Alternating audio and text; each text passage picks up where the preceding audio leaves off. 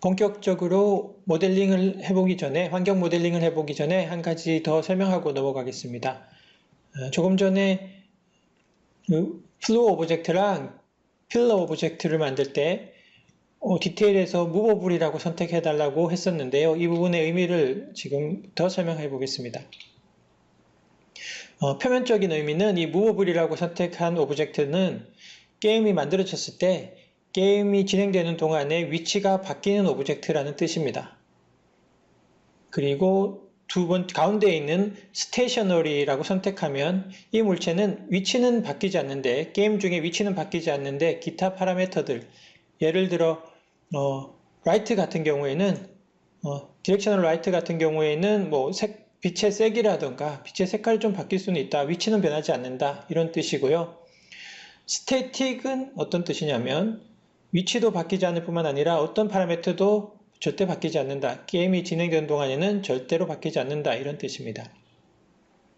네, 표면적인 의미는 그러한데 실제로 무엇 때문에 이걸 구분해서 선택해 주어야 하는지를 얘기하자면요. 이것은 렌더링의 퀄리티나 계산의 속도에 관련된 것입니다.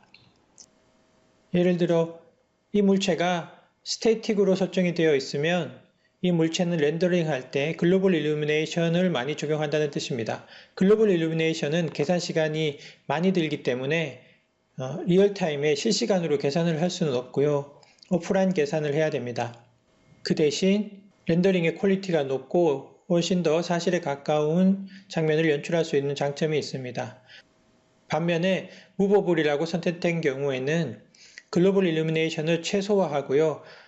가능한 한 로컬 일루미네이션으로 렌더링을 처리하게 됩니다. 이 경우에는 렌더링의 퀄리티는 좀 떨어지지만 계산을 빠르게 할 수 있기 때문에 실시간 처리가 가능하게 됩니다. 따라서 게임이 진행되는 동안에 빛이 변하거나 그림자가 변하거나 물체가 움직이는 등의 연출을 하기에 좋습니다. 네, 그러면 한번 스태틱 오브젝트랑 무버블 오브젝트를 만들어서 비교해 보겠습니다. 네, 똑같은 물체를 복사해서요. 복사할 때 쉬운 방법은 Alt키를 누르고 이동을 하면 이렇게 복사가 됩니다. 똑같은 게. 기둥도 한번 복사해 볼게요. 이렇게 복사해서 오른쪽에 놓고 카메라를 조정해 볼까요? 이렇게 조정을 하고, 그리고 왼쪽에 있는 두 개의 물체는 무버블이라고 선택을 하고요. 오른쪽에 있는 두 개의 물체는 스태틱이라고 한번 해보겠습니다. 태양빛은 현재 스테이셔너리로 설정되어 있습니다.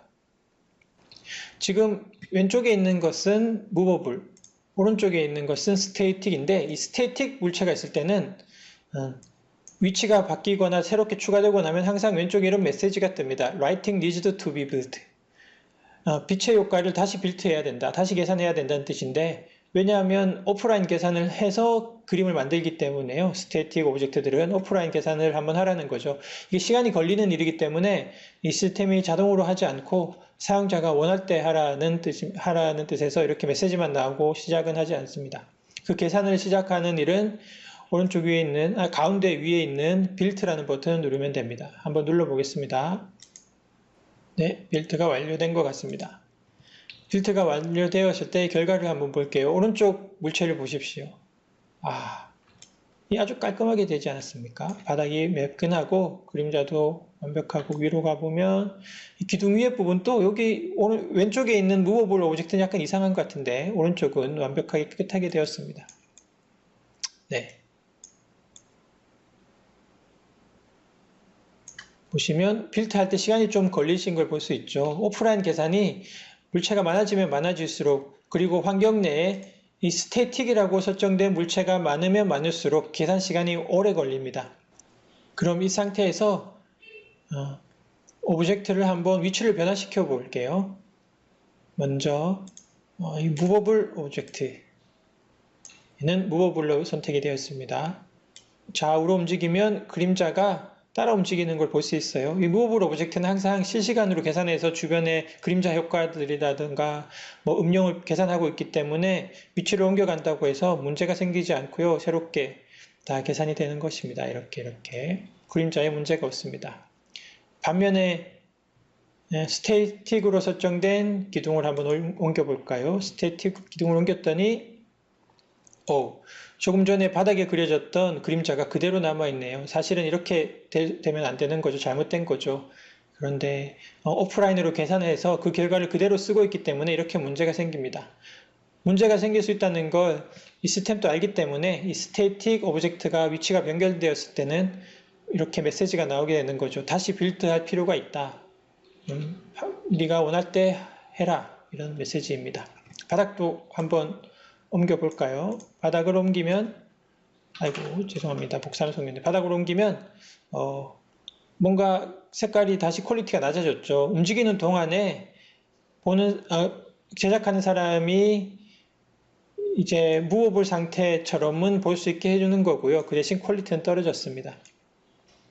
네.